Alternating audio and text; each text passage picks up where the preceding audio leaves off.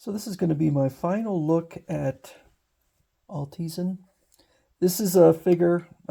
First of all, I want to thank Kenzo Grenas.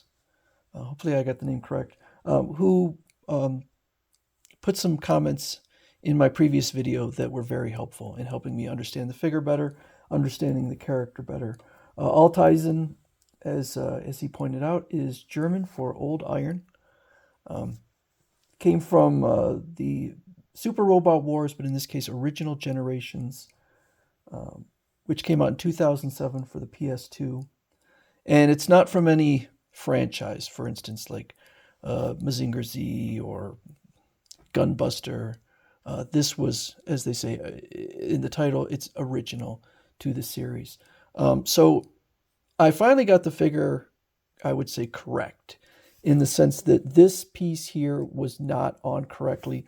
The comment by Kenzo basically said, because I assume Kenzo can understand Japanese, I cannot, that what you have to do is twist the torso around 180 degrees and then it will snap on. And that does work.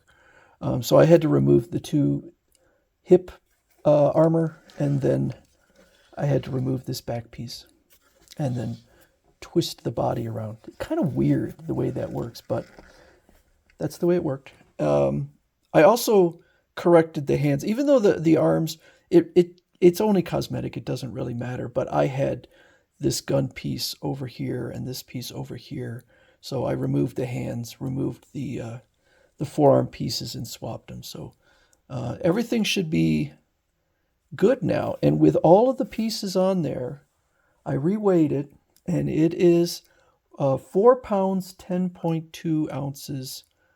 So this one is heavy. My previous biggest one was Blitzway's Mazenkaiser, but this one is significantly heavier, over a pound heavier. So this one is heavy, super, super heavy. The other suggestion from Kenzo was to not use the stand. I have more than three other CCS Toys figures, but three of them I am using the stands. And the stands, the way they work for these figures is they will kind of hover. They're on a metal rod. And what Kenzo had said was that some of the other folks, I think he said on Facebook's chats, had said that the stands broke. These figures are so incredibly heavy that I don't see any way that they wouldn't be damaged if they fall. So that's why I have the figures on stands. I don't think those figures are heavy enough to break the stand. This figure, on the other hand, when I had it on the stand, it was on the ground. It was not hovering. I would not have this figure hovering. It is just too heavy. So I don't even know why they give that option. By the way, the only thing I haven't done on here that I'm probably not going to do is the light up features. So maybe, I don't know, maybe someday I'll do it. But if I put this in a glass case somewhere where people can see it, maybe I'll consider doing that. But right now, I'm not using the light up features.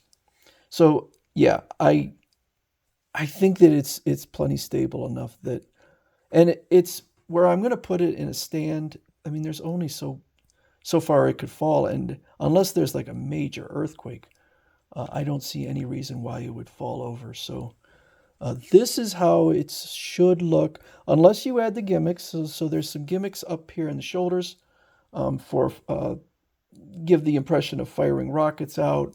There's a gimmick that will go on the end of here that I guess supposed to show the blast from this spike. And so I don't have those on there. And it might add it won't stay in. It might add another ounce. I don't know. But it is a very impressive figure. And what Kenzo said was that this is sort of the iconic figure from Original Generations.